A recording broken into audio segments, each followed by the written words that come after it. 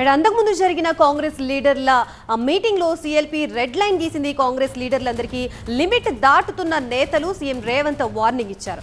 Party నిర్ణయాలు వ్యతిరేకిస్తే కఠిన చర్యలు తప్పవన్నారు. వివాదాలు పార్టీలో చర్చించాలి తప్ప రచ్చవద్దన్న రేవంత్ రెడ్డి గీత దాటితే మాత్రం వాత తప్పదన్న స్థాయిలో హెచ్చరించారు.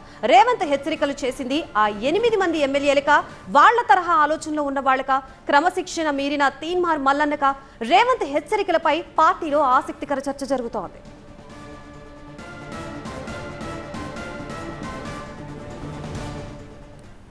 ఇదే అంశానికి సంబంధించి మనకి పూర్తి అప్డేట్స్ ఇవ్వడానికి మా ప్రతినిధి ప్రభాకర్ సిద్ధంగా ఉన్నారు. ప్రభాకర్, చెప్పండి, ఇతరితర గైడెన్స్ పై క్లారిటీ కనిపిస్తోంది, కానీ వార్నింగ్ గురించి చెప్పండి. సిఎల్పి భేటీలో రేవంత్ వార్నింగ్స్ ఎవరిని ఉద్దేశించి అనుకోవాలి? ఆ మెసేజ్ స్ట్రాంగ్ గా పార్టీలోకి వెళ్ళబోతుందంటారా?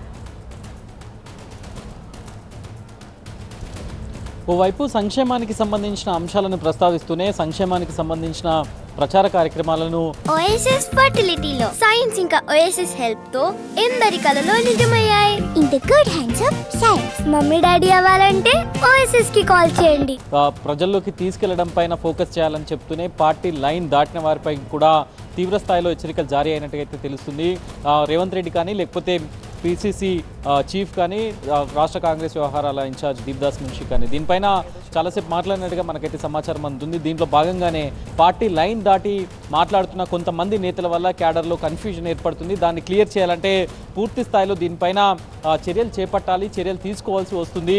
ఇక ఫ్యూచర్లో ఎవరు మాట్లాడినా దానికి రెడ్ లైనే అంటూ ఒక సంకేతాలు కూడా ఇచ్చిన పరిస్థితి మనకు కనిపించింది. గతంలో 2-3 రోజుల క్రితం మాట్లాడిన తీన్మార్ మల్లన్నైనా లేకపోతే సీక్రెట్ మీటింగ్ల పేరిట ప్రచారం జరిగిన 8 మంది ఎమ్మెల్యేలైనా ఎవరు కూడా పార్టీ క్రమశిక్షణకు అతీతులు కారు. క్రమశిక్షణ క్రాస్ అయితే మాత్రం రెడ్ లైన్ దాటితే చర్యలు తప్పవనే సంకేతాలను అయితే ఇచ్చినట్టుగా తెలుస్తుంది. దాంతో పాటుగా జిల్లాల్లో ఉన్న మంత్రులకు ఎమ్మెల్యేలకు మధ్య కోఆర్డినేషన్ ప్రాబ్లం ఉంది. సో దాన్ని ఆ ఇంపాక్ట్ సంక్షేమ పథకాల ప్రచారంలో కానీ లేకపోతే సంక్షేమ పథకాల గ్రౌండింగ్లో కానీ పడకుండా ఉండాలంటే అందరూ కూడా కోఆర్డినేషన్తో పనిచేయాలి. స్థానిక సంస్థల్లో విజయం సాధించాలంటే ఈ కోఆర్డినేషన్ చాలా అవసరం. చాలా జిల్లాల్లో జిల్లా మంత్రులకి ఎమ్మెల్యేలకి కోఆర్డినేషన్లో కొంత ప్రాబ్లం ఉన్న నేపథ్యంలో దాన్ని సార్ట్అవుట్ చేసుకోవాలి, వెంటనే దాన్ని రెక్టిఫై చేసుకోవాలంటూ కూడా సూచించిన పరిస్థితి అయితే కనిపించింది. ఇక స్థానిక సంస్థల ఎన్నికనే మెయిన్ ఫోకస్గా ఈ మొత్తం సిఎల్పి భేటీ కూడా జరిగినట్టుగా తెలుస్తుంది. స్థానిక సంస్థల్లో 100% స్ట్రైక్ రేట్ సాధించాలి కాంగ్రెస్ పార్టీ అనేది ఎమ్మెల్యేలకు ఒక టార్గెట్ని అయితే